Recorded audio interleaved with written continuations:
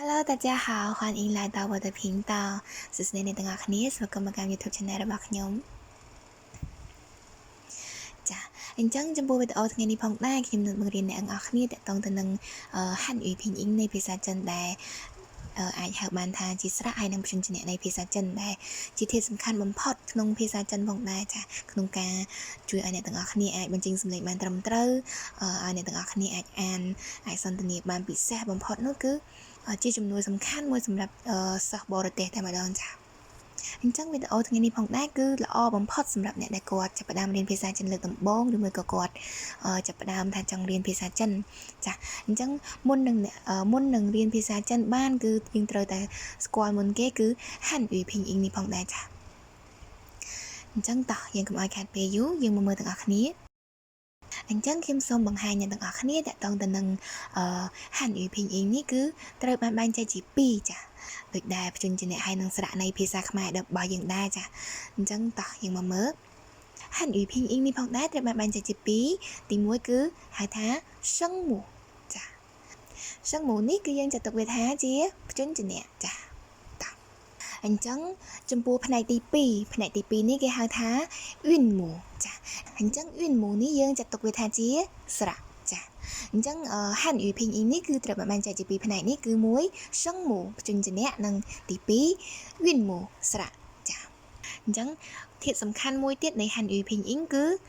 សំឡេងនឹងឯងចាអញ្ចឹង4សំឡេងនេះនៅមានករណីមួយទៀតដែលគេហៅថាករណីគ្មានសំឡេងចាអញ្ចឹងអត់អីទេតាក់ទងទៅនឹងសំឡេងនេះខ្ញុំនឹងបង្រៀនអ្នកទាំងអស់គ្នានៅវីដេអូក្រោយៗទៀតចាអញ្ចឹងថ្ងៃនេះខ្ញុំនឹងបង្រៀនអ្នកទាំងអស់គ្នាតាក់ទងទៅនឹងសឹងមូចាតោះ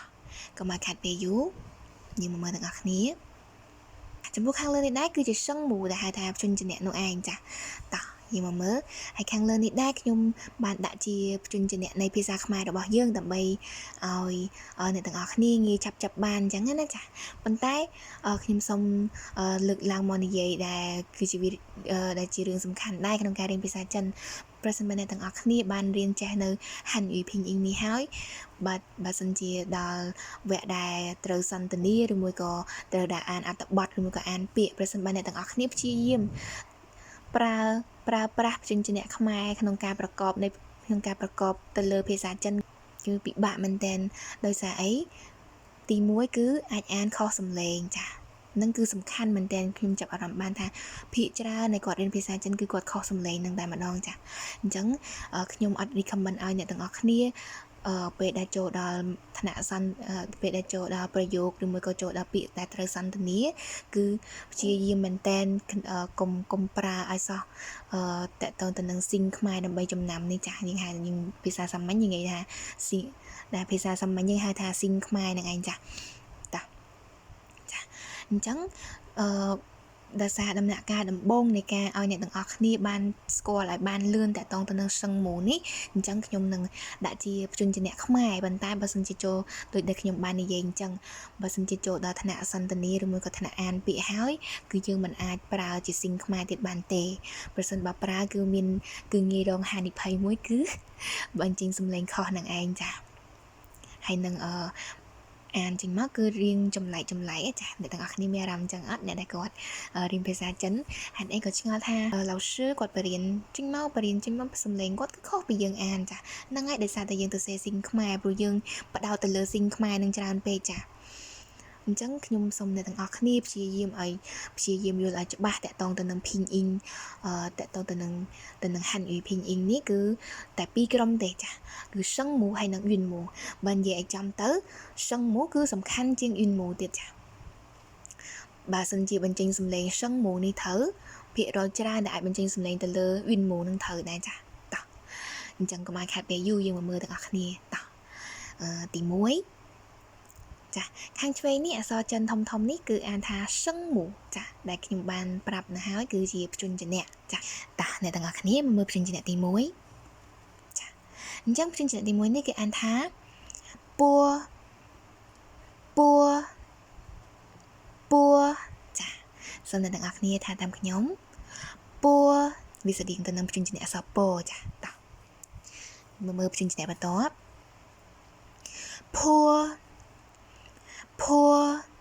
ចាថ ថាតាមគ្នាម្ដងទៀតpoor poor ចាឃើញទេ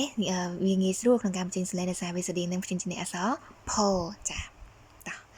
យើងមើលបន្ទាប់ more more more ចាថាតាមគ្នាម្ដងទៀត more more ចានេះស្តៀងនឹងព្យញ្ជនៈអក្សរខ្មែរយ៉ាងដែរគឺអក្សរ more ចាតោះយើងមកមើលបន្ត four four four ចាថាតាមគ្នាម្ដងទៀត four four ចាអញ្ចឹងព្យញ្ជនៈអក្សរ four នេះគឺស្តៀងនឹងអក្សរស្តៀងនឹងលេខ4នៃភាសាអង់គ្លេសចា four នឹងឯងចាយើងអានតោះម្ដងទៀត four ចាតោះយើងមកមើលព្យញ្ជនៈខាងស្ដាំដៃវិញម្ដងតោះអក្សរ D នេះគឺទចាថាតាមគ្នាម្ដងទៀតទចាគឺស្តៀងនឹងព្យញ្ជនៈអក្សរតចាតោះមកមើលបន្ទាប់ធចាថាតាមគ្នាម្ដងទៀតធចាអញ្ចឹងធនេះគឺស្តៀងនឹងព្យញ្ជនៈអក្សរធចាគឺរៀងបញ្ចេញខ្យល់មុនហ្នឹងត្រូវអត់ចាអញ្ចឹងអានេះគឺធចាតោះមកមើលបន្ទាប់នចាថាតាមគ្នាម្ដងទៀតនចាននេះគឺស្តៀងនឹងព្យញ្ជនៈអក្សរ no ចាតោះមកមើលបន្ទាប់លចាថាតាមគ្នាម្ដងទៀតលចាលនេះគឺស្តៀងនឹងព្យញ្ជនៈអក្សរខ្មែររបស់យើងគឺអក្សរ លចាតោះមកមើលជួរខាងក្រោមវិញម្ដងក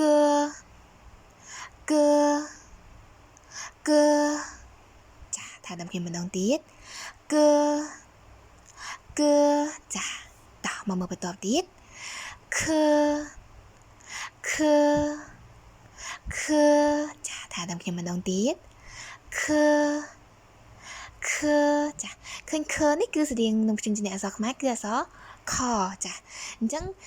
កមួយខគឺខុសគ្នាសូមអ្នកទាំងអស់គ្នាព្យាយាមស្ដាប់ឲ្យមែនតើដោយសារកនេះគឺអត់មានបញ្ចេញសំឡេងទេអញ្ចឹងមុននេះគឺអក្សរខនេះគឺរៀងបញ្ចេញខ្យល់បន្តិចចាអញ្ចឹងភាសាចិនគឺទាមទារឲ្យយើងបញ្ចេញសំឡេងរៀងបញ្ចេញខ្យល់បន្តិចនឹងឯងចាដើម្បីនិយាយទៅគឺមានតាយើងមកមើល3ខាងស្ដាំនេះអញ្ចឹងក្រុមខាងនេះគឺខ្ញុំសូមទាមទារឲ្យអ្នកទាំងអស់គ្នាព្យាយាមស្ដាប់មែនតើក្នុងការបញ្ចេញសំឡេងរបស់ខ្ញុំព្រោះ3ព្យញ្ជនៈនេះគឺសំឡេងស្រដៀងគ្នាចាតោះយើងមកមើលស្រដៀងគ្នាយ៉ាងម៉េចចាតោះយើងមើលទាំងអស់គ្នាទី1អក្សរ J គឺជីចាថាដល់ខ្ញុំម្ដងទៀតជីចាអញ្ចឹងវាស្តៀងនឹងព្យញ្ជនៈអក្សរខ្មែររបស់យើងគឺអក្សរចូលបើសិនជាអ្នកទាំងអស់គ្នាពិបាកក្នុងការចំណាំអ្នកទាំងអស់គ្នាក៏អាចបានក៏អាចប្រើបានតកតងទៅនឹងព្យញ្ជនៈតកតងទៅនឹងអក្សរអង់គ្លេសគឺអក្សរ G នឹងឯងចាតោះថាតាមខ្ញុំម្ដងទៀត G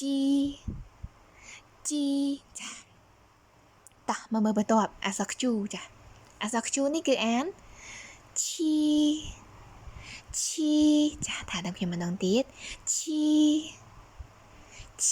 ចាឃើញឈីនេះគឺវារៀងបញ្ចេញសំឡេងរៀងបញ្ចេញខ្យល់ទេចាដោយតែខ្ញុំបានប្រាប់អញ្ចឹងអំបញ្ញមិញនេះគឺជីដល់ពេលព្យញ្ជនៈនេះគឺឈីចាឈីនេះគឺទាមទារឲ្យអ្នកបញ្ចេញអ្នកទាំងអស់គ្នាបញ្ចេញសំឡេងបញ្ចេញខ្យល់បន្តិចដែលខ្ញុំបានប្រាប់មកហើយនោះចាអញ្ចឹងឈីនេះគឺស្តៀងនឹងព្យញ្ជនៈអក្សរខ្មែររបស់យើងគឺអក្សរឆចាតោះយើងមកមើលបន្ទាប់ស៊ីចាអក្សរ H នេះគឺអានថាស៊ីចាថាដល់ខ្ញុំម្ដងទៀតស៊ីចាស៊ីនេះគឺស្តៀងនឹងព្យញ្ជនៈអក្សរខ្មែរគឺអក្សរសចាបន្ទាប់ពីបានស្គាល់នៅព្យញ្ជនៈទាំង4ក្រុមនេះហើយយើងមកមើល3ក្រុមទៀតចាតោះ3ក្រុមខាងក្រោយនេះគឺរៀងពិបាកបន្តិចចាព្យាយាមស្ដាប់តោះចាចំពោះព្យញ្ជនៈនៅផ្ទាំងនេះដែរគឺព្យញ្ជនៈក្រុមទី1ដែលអ្នកទាំងអស់គ្នាឃើញអក្សរ ZH នោះចា ZH CH SH ដែលហើយនឹង O ហ្នឹងគឺក្រុមហ្នឹងគឺពិបាកក្នុងការបញ្ចេញសំឡេងមែនតើ ចំពោះអ្នកដែលគាត់ចាប់ផ្ដើមរៀនភាសាចិនដំបូងខ្ញុំចាប់អារម្មណ៍បានថាគាត់ពិបាកក្នុងការបញ្ចេញសំឡេងតាក់ទងទៅនឹងក្រុមទីតាក់ទងទៅនឹងក្រុមខាងឆ្វេងនេះគឺ4ព្យញ្ជនៈនេះចាចាសូមអ្នកទាំងអស់គ្នាព្យាយាមស្ដាប់ការបញ្ចេញសំឡេងរបស់ខ្ញុំចាអក្សរ Z8 នេះគឺអានថា ជចាដើម្បីបញ្ចេញសំឡេងជនេះបានសូមអ្នកទាំងអស់គ្នាសាកស្រមៃឬមួយក៏អនុវត្តតាមខ្ញុំឬអនុវត្តតាមដែលខ្ញុំប្រាប់ចាគឺអ្នកទាំងអស់គ្នាដំបូងសាកកោងដាក់ឡើងលើចាកោងដាក់ចាហើយយកចុងដាក់របស់យើងទៅទល់នឹងធ្មេញយើងធ្មេញលើមុខយើងនេះចាបើបន្ទាប់មកយើងតម្លាក់ធ្មេញយើងចុះចាខំធ្មេញយើងតិចចាធ្វើបានហើយចាអញ្ចឹងតោះបញ្ចេញសំឡេងមកគឺស្តីនឹងព្យញ្ជនៈអក្សរចចាតោះជចាបញ្ចេញសំឡេងមើលត្រូវដូចខ្ញុំអត់ជចាថាតាមខ្ញុំម្ដងទៀតជចាតោះមកមើលបន្ទាប់អក្សរ CH ចា CH នេះគឺអានថាឈចាដែលអ្នកទាំងអស់គ្នាចំណាំថានេះឈ饭了吗នេះ吃饭了吗ចាហ្នឹងហើយឈហ្នឹងហើយចាតោះសូមថាតាមខ្ញុំម្ដងទៀតកោងដាតយកចុងដាតទៅនឹងធ្មេញខំធ្មេញបន្តិចខំធ្មេញមុខបន្តិចចាតោះបញ្ចេញសំឡេងឈចាថាតាមខ្ញុំម្ដងទៀតឈចាមិនដែរអ្នកទាំងអស់គ្នាបញ្ចេញសំឡេងត្រូវអត់ចាតោះមើលបន្ទាប់ចានេះវាស្តៀងនឹងសំឡេងព្យញ្ជនៈអក្សរសដែរចាតោះចាតោះថាតាមខ្ញុំម្ដងទៀតចាតោះអញ្ចឹងមកមើលព្យញ្ជនៈអក្សរអនេះចាអញ្ចឹងអក្សរអនេះគឺវាអត់សូវពិបាកដូច3ខាងមុខមិញទេចា3ចំពោះអក្សរអនេះគឺអ្នកទាំងអស់គ្នាគ្រាន់តែកោងដាតបន្តិចចាកោងដាតបន្តិចមិនបាច់ទល់នឹងធ្មេញលើទេចុងដាតមិនបាច់ទល់នឹងធ្មេញលើទេចាតោះយើងកោងដាតតិចមកចាយើងខំធ្មេញមុខយើងមកចាខំធ្មេញមុខដូចញញធ្មេញអញ្ចឹងចាតោះស្ដាប់ខ្ញុំអានវាស្តៀងនឹងព្យញ្ជនៈអក្សរខ្មែរគឺអក្សរយ៉ចាតោះយើងអានអក្សរយ៉ហើយយើងកោងដាតបន្តិចចាខំធ្មេញមុខបន្តិចចាហើយយើងអានអក្សរយ៉មកតោះ1 2 3ចា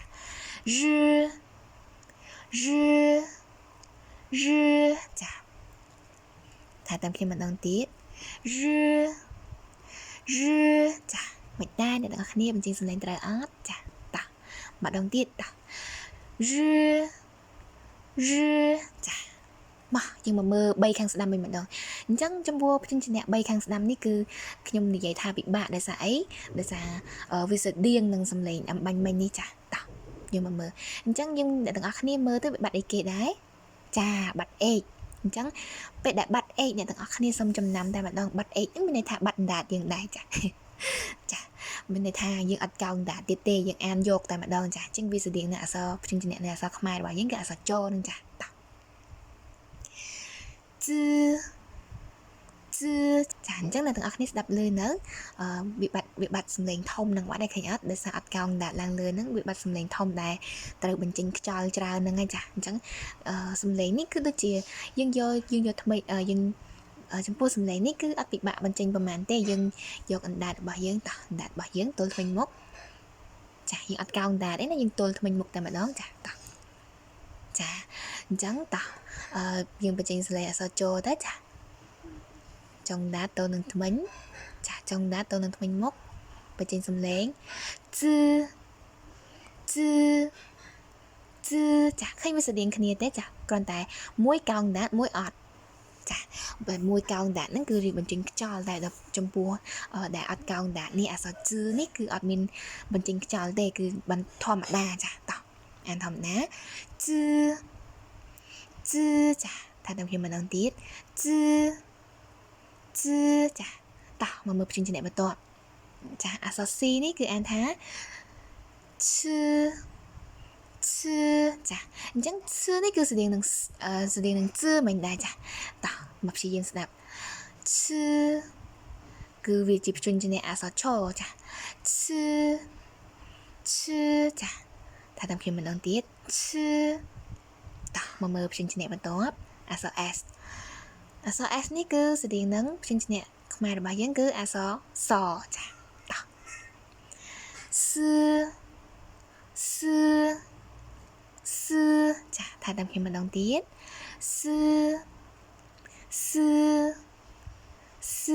ចាយ៉ាងមិនដែរអ្នកទាំងអស់គ្នាចំពោះពីរក្រុមនេះគឺមានអារម្មណ៍ថាចាប់ផ្ដើមជិះក្បាលបដាណាចាតែអត់អីទេព្យាយាមបញ្ចេញសំឡេងតែព្យាយាមបញ្ជាក់ឲ្យច្បាស់ថាដែលព្យញ្ជនៈដែលមាន age ហ្នឹងគឺត្រូវការកោងអណ្ដាតចាហើយព្យញ្ជនៈដែលនៅជាមួយនឹងដែលក្រុមមាន age ហ្នឹងគឺពិបាកបញ្ចេញសំឡេងមួយទៀតគឺអក្សរ J ចា ដែលខ្ញុំប្រាប់ថាគ្រាន់តែកោងដាតបានហើយមិនបាច់បញ្ចេញខ្យល់ខ្លាំងពេកនោះចាតែអក្សរ អហ្នឹងចាតោះអញ្ចឹងមកដល់ព្យញ្ជនៈពីរចុងក្រោយព្យញ្ជនៈពីរនេះគឺខ្ញុំគិតថាវាអត់មានពិបាកអីទេដោយសារវាស្តៀងនឹងព្យញ្ជនៈនៃអក្សរខ្មែររបស់យើងដែរដែលខ្ញុំចាដូចដែលខ្ញុំបានសរសេរឲ្យអ្នកទាំងអស់គ្នាស្រាប់នេះទៅហើយចាតោះអ្នកទាំងអស់គ្នាអ៊ីចាថាតាមខ្ញុំម្ដងទៀតអ៊ីចាតោះមកមើលព្យញ្ជនៈចុងក្រោយអ៊ូចាអ៊ូនេះគឺស្រួលបញ្ចេញសំឡេងទេគឺរអ៊ូនឹងឯងចាអ៊ូចាថាតាមខ្ញុំម្ដងទៀតអ៊ូចាតោះអញ្ចឹងបន្ទាប់ពីបានស្គាល់សឹងមូនេះហើយអ្នកទាំងអស់គ្នាមានអារម្មណ៍យ៉ាងម៉េចដែរវារៀងពិបាកបន្តិចចំពោះក្រុមចាតែអត់អីទេព្យាយាមចាតោះអញ្ចឹងតោះយើង review ទាំងអស់គ្នាមកមើលពីដើមមកវិញតោះព្យញ្ជនៈផ្ទាំងទី1តោះពួចាភួតោះអានតាមខ្ញុំទាំងអស់គ្នាគឺអានរបៀបបែបនេះចាតោះពួ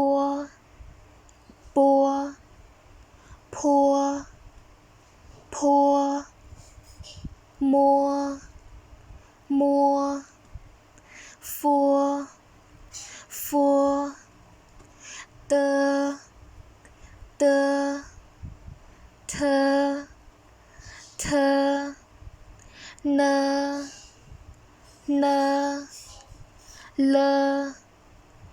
លក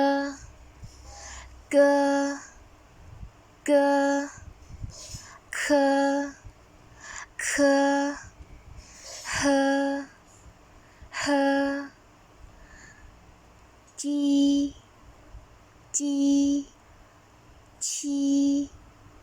ឈស៊ី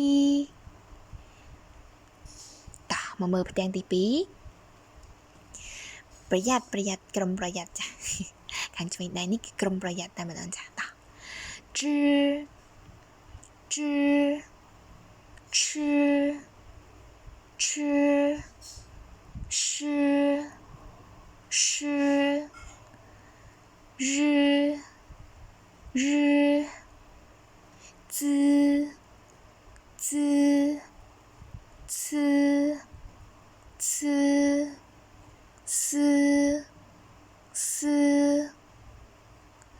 តោះពីចុងក្រោយអ៊ីអ៊ូចាតោះអញ្ចឹងបន្ទាប់ពី review ហើយអ្នកទាំងអស់គ្នាមានអារម្មណ៍ថារៀងស្ទាត់ជាងបន្តិចទេចាអញ្ចឹងវីដេអូថ្ងៃនេះផងដែរគឺមានតែប៉ុណ្នេះទេសម្រាប់ការបង្រៀនតាក់ទងទៅនឹងសឹងមូចាថាព្យញ្ជនៈនៃហាន់យូភីអ៊ីងចាប្រសិនបើអ្នកទាំងអស់គ្នាចូលចិត្តវីដេអូនៃការបង្រៀនភាសាចិនខ្លីៗរបស់ខ្ញុំសូមជួយចុច like share ហើយនិង subscribe ដើម្បីទទួលបានវីដេអូថ្មីៗក្នុង YouTube Channel នេះផងដែរខ្ញុំនឹងព្យាយាមបង្ហោះនៅការបង្រៀនភាសាចិនខ្លីៗតាក់ទងទៅនឹងការបញ្ចេញសំឡេងតាក់ទងទៅនឹងការប្រកបពាក្យតាក់ទងទៅនឹងការរៀនពាក្យថ្មីឬមួយក៏តាក់ទងនឹងការសន្ទនាខ្លីៗដែលសិតសឹងតែជាពាក្យប្រើប្រាស់ប្រចាំថ្ងៃអាចប្រើបាននៅកន្លែងធ្វើការឬមួយក៏កន្លែងសិក្សានឹងតែម្ដងចាអញ្ចឹងមានតែប៉ុណ្្នេះទេវីដេអូថ្ងៃនេះចាសូមអរគុណអ្នកទាំងអស់គ្នាដែលបានមើលវីដេអូនេះរហូតមកដល់ចប់ចាជួបគ្នានៅវីដេអូក្រោយៗទៀតដែលវីដេអូក្រោយនេះខ្ញុំនឹងបង្រៀនអ្នកទាំងអស់គ្នាតាក់ទងទៅនឹងវិនមូនៃហាន់យូភីអ៊ីងចាដែលហៅថាស្រៈនៃភាសាចិនចា